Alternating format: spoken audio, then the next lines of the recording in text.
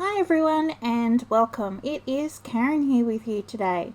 Today I am sharing with you a scrap effects project, and I am going to be working in my small dilutions journal, which I've already gessoed my page.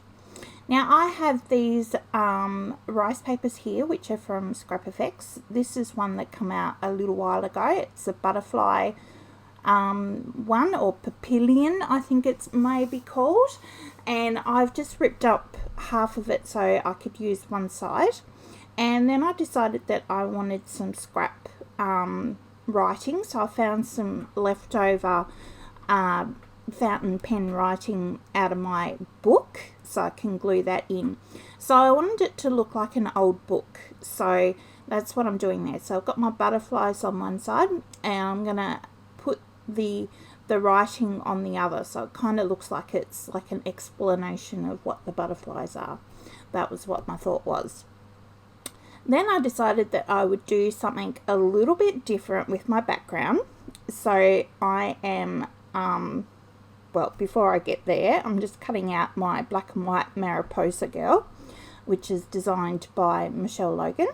So I'll just pop them up to the side. And I'm going to get out my distress inks.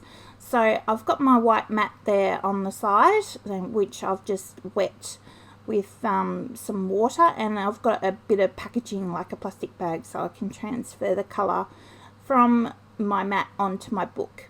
And I'm drying my layers in between. It's kind of important to do that. It helps keep the colours in place as you're adding more layers over the top. They do move a little bit, but not too much if you're careful.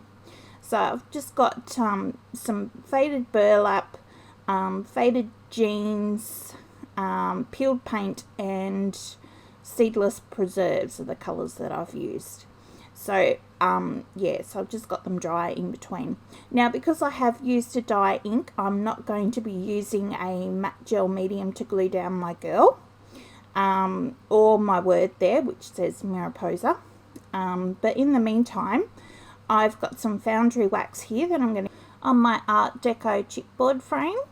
So I'm just using a paintbrush just to put the wax onto the piece of chipboard. I had to read the instructions because I've never actually used this one before, just to see what I had to do. And then once I got it on there, I had to get out my heat gun and heat it up, and it was pretty cool what happened. So yeah, I really like it.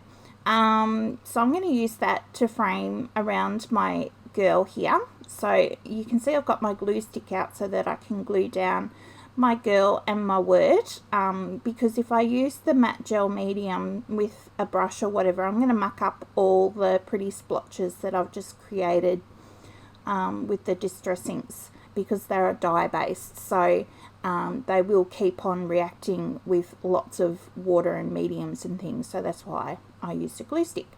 So I just glued on my Art Deco frame there around my girl. That's looking pretty cool. I like how that's looking. So now I'm just deciding what else I'd like to do. So I'm just going to add a little bit of colour onto the girl, just with some Jane Davenport pastels here. Just a little bit of green onto the leaf, some pink cheeks, and just colour in the butterfly there and make it purple.